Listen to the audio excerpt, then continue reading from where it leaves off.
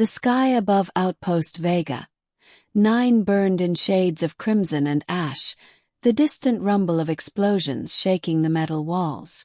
Lieutenant Marcus Hale gritted his teeth, gripping the railing as alarms blared around him. He had seen war before, but nothing like this. Nothing like the chaos unleashed when the rebels targeted the alien colony.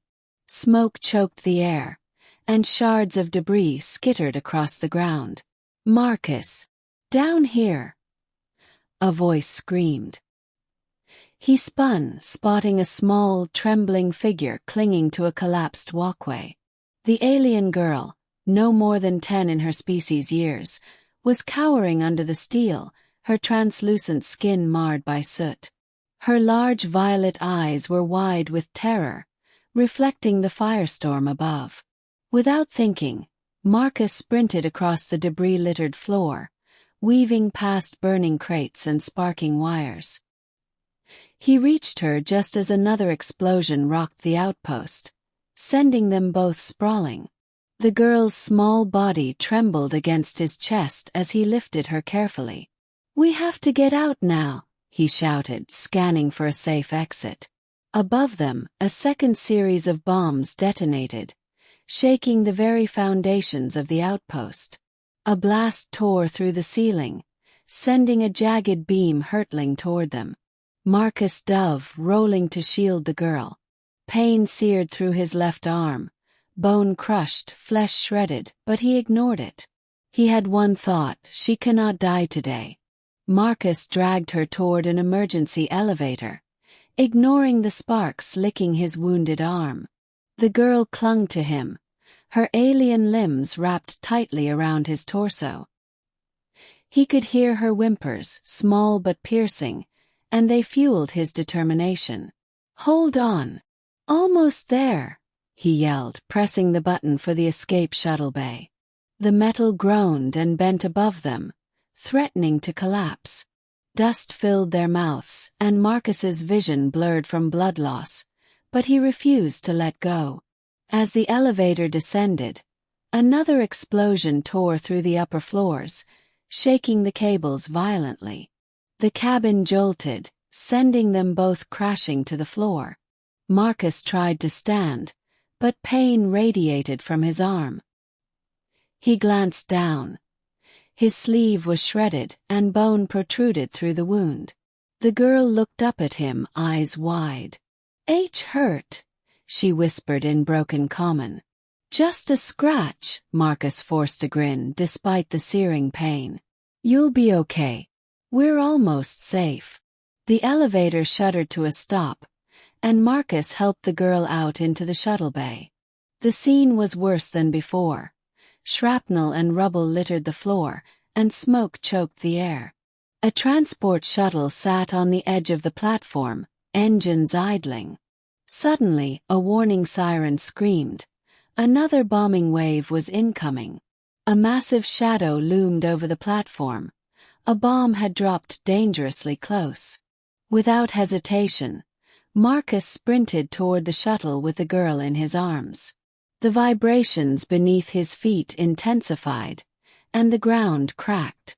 A section of the railing gave way beneath them. In that instant, someone shouted through the chaos, "Drop her, Hale.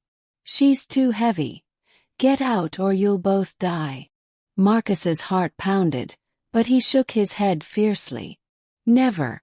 I'm not leaving her," he yelled back.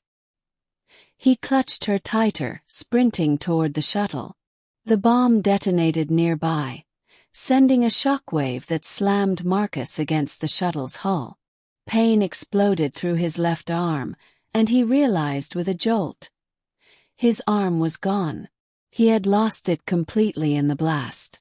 Blood poured freely, but he held the girl tightly, using his remaining strength to push them toward the shuttle entrance.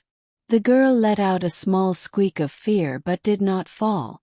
Marcus stumbled, collapsed to his knees, then used his good arm to pull them both inside.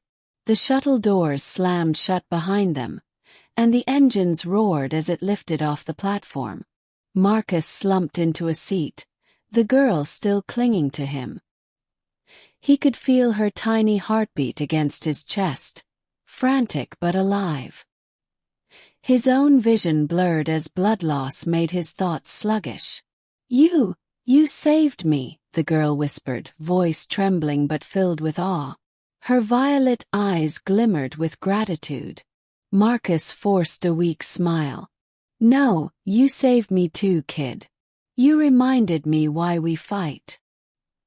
He gritted his teeth against the pain, letting the shuttle's acceleration carry them away from the burning outpost. The shuttle's medic team was waiting when they landed on the nearby Allied base.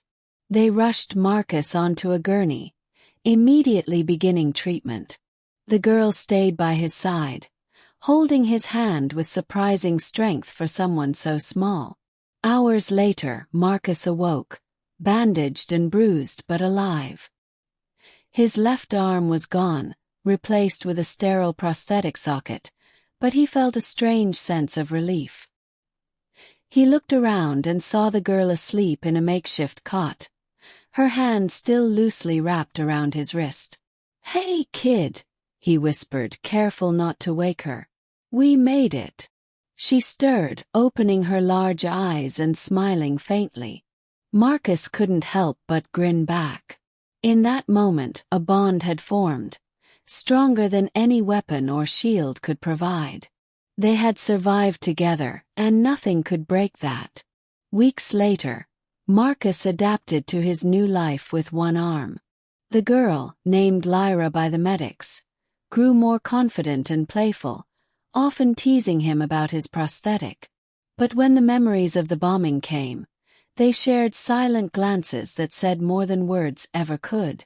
Marcus had lost an arm that day, but he had gained something far more important: the life of a young alien girl, and the unshakable bond of trust forged in the fires of destruction.